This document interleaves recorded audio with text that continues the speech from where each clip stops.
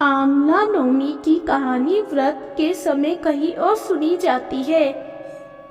आइए सुने और सुनाए आमला नवमी की ये विशेष कथा।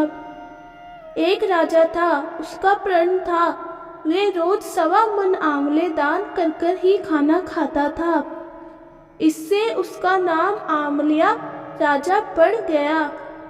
एक दिन उसके बेटे बहू ने सोचा कि राजा इतने सारे आंवले रोजाना दान करते हैं, इस प्रकार तो एक दिन सारा खजाना खाली हो जाएगा।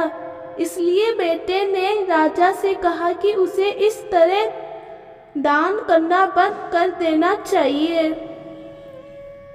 बेटे की बात सुनकर राजा को बहुत दुख हुआ और राजा रानी महल छोड़कर बियाबान जंगल में जाकर बैठ गए। राजा रानी आंवला दान नहीं कर पाए और प्रण के कारण कुछ खाया नहीं। जब भूखे प्यासे 7 दिन हो गए, तब भगवान ने सोचा कि यदि मैंने इनका प्रण नहीं रखा और इनका सत नहीं रखा तो विश्वास चला जाएगा।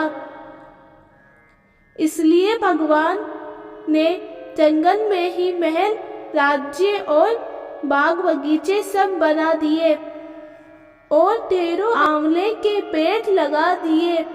सुबह राजा रानी उठे तो देखा कि जंगल में उनके राज्य से भी दुगना राज्य बसा हुआ है। राजा रानी से कहने लगे, रानी देख कहते हैं, सत मत छोड़े, सुरमा सत छोड़िया पत जाए। सत की छोटी लक्ष्मी फेर मिलेगी आए। आओ नहा धोकर आंवले दान करें और भोजन करें। राजा रानी ने आंवले दान कर कर खाना खाया और खुशी खुशी जंगल में रहने लगे। उधर आंवला देवता का अपमान करने व माता पिता से बुरा व्यवहार करने के कारण बहू बेटे के बुरे दिन आ गए। राज्य दुश्मनों ने छीन लिया, दाने दाने को मोहताज हो गए और काम ढूंढते हुए अपने पिताजी के राज्य में आ पहुँचे।